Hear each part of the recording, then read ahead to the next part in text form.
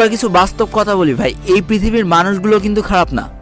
আসলে আমাদের দুনিয়াটাই স্বার্থপর। যখন তোমার সাহায্যের দরকার তখন তোমাকে কেউ সাহায্য করবে না, আর যখন তোমার সাহায্যের দরকার নেই তখন সাহায্য করার লোকের অভাব হবে না।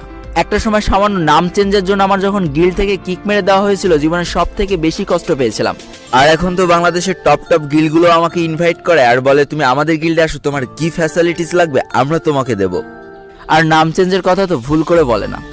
তো এটাই ভাই, যতক্ষণ তুমি তোমার নিজের পরিচয় না তৈরি করতে পারছো, পুরো পৃথিবীর মানুষটা স্বার্থপরই মনে হবে। তো তোমরা যারা মনে করছো তোমাদের ভালো প্লেয়ার হতে গেলে ভালো কালেকশনে একটা আইডি লাগবে, বা তোমার ইউটিউবার হতে গেলে হিপ হপ ক্রিমিনালে আইডি লাগবে, তো তাদের জন্য বলছি।